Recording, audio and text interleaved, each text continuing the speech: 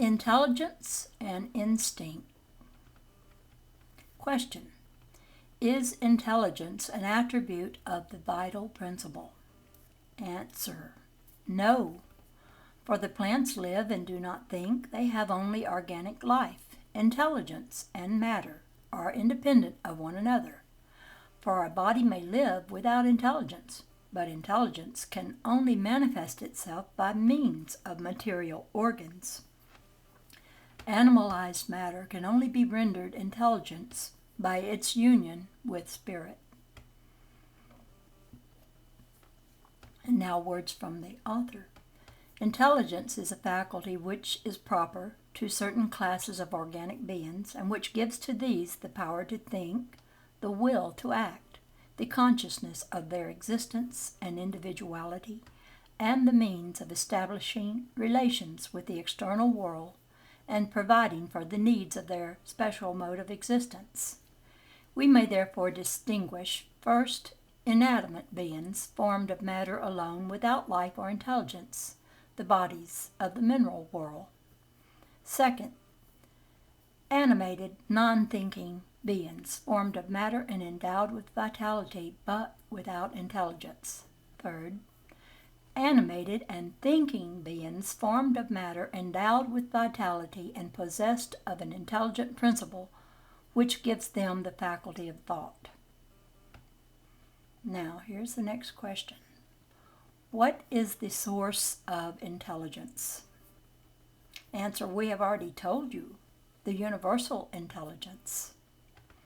Question: would it be correct to say that every intelligent being draws a portion of intelligence from the universal source and assimilates it as it draws and assimilates the principle of material life? Answer: such a comparison would be far from exact, for intelligence is a faculty that is proper to each being and constitutes its moral individuality. Besides, we have told you that there are things which man is unable to fathom, and this for the present is one of them. Question: is instinct independent of intelligence? Answer: no, not precisely so, for it is a species of intelligence. Instinct is an unreasoning intelligence, by means of which the lower orders of beings provide for their wants. Question: is it possible to establish a line of demarcation between instinct and intelligence, that is to say, to define precisely where the one ends and the other begins? Answer: no, for they often blend into one another, but the actions which belong to instinct and those which belong to intelligence are easily distinguished.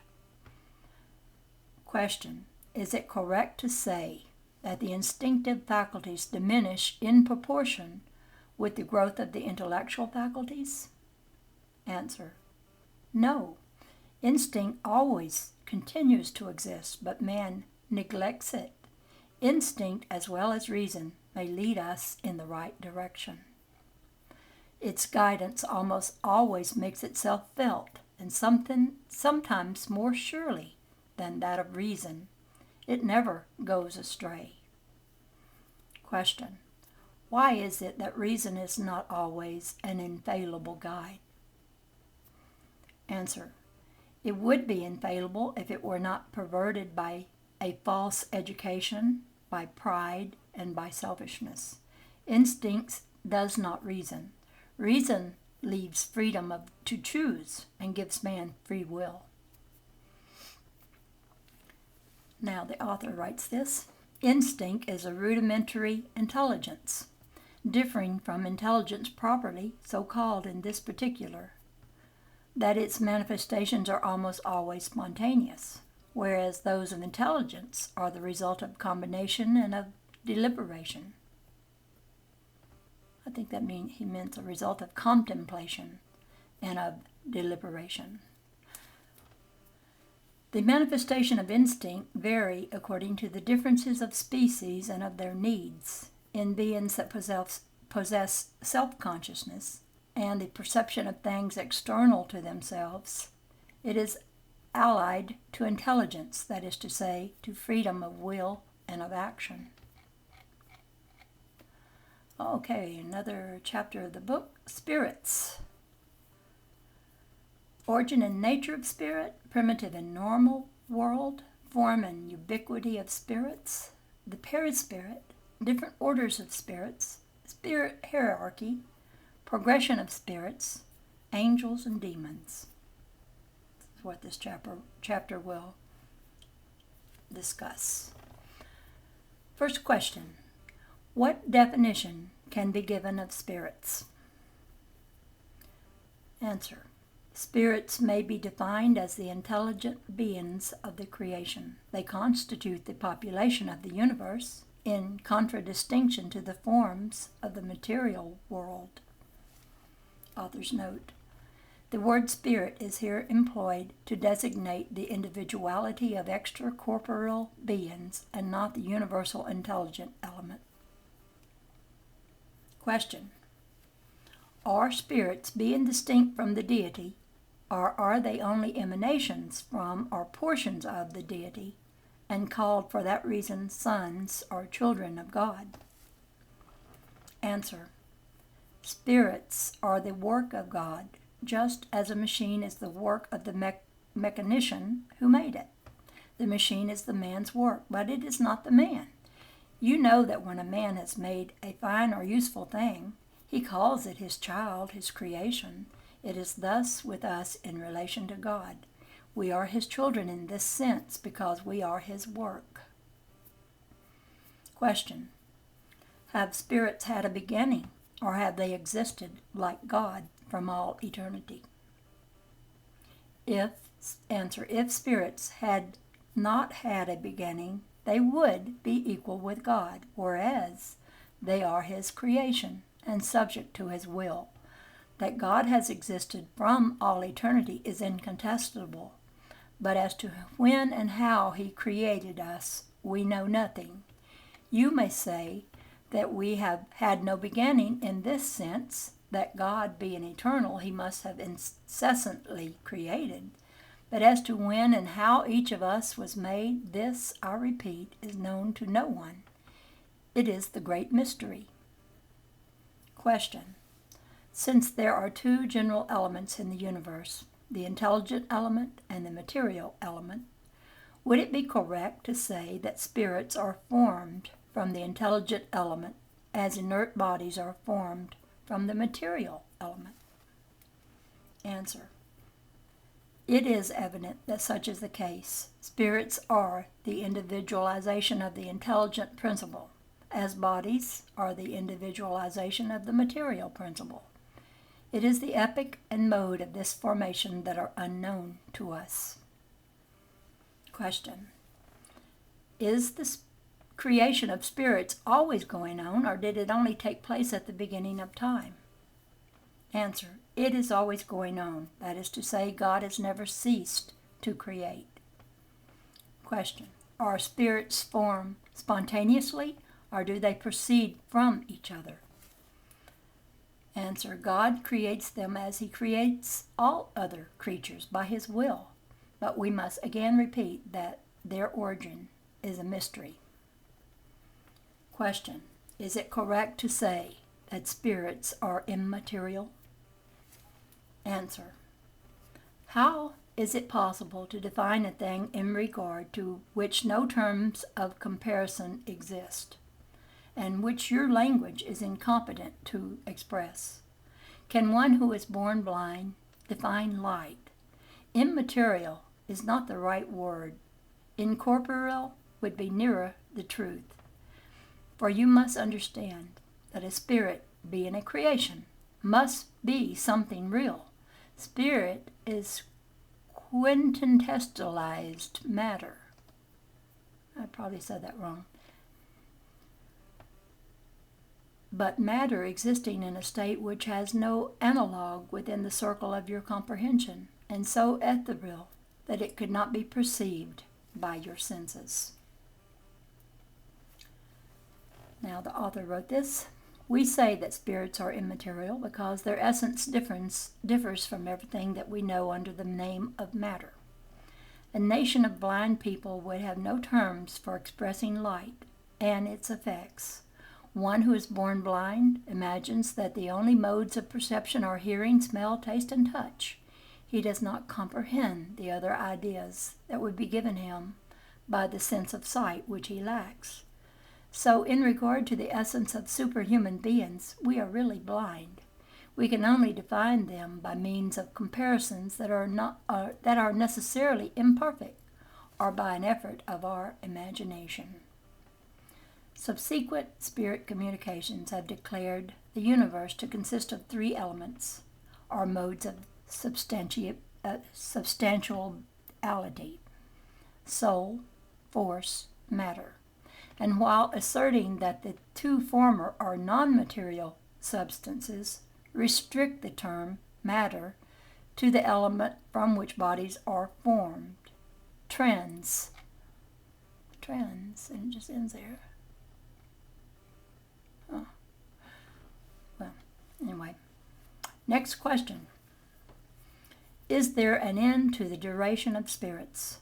We can understand that the principle from which they emanate should be eternal, but what we desire to know is whether their individuality has a term, and whether, after a given lapse of time, longer or shorter, the element from which they are formed is not disseminated, does not return to the mass from which they were produced, as is the case with material bodies.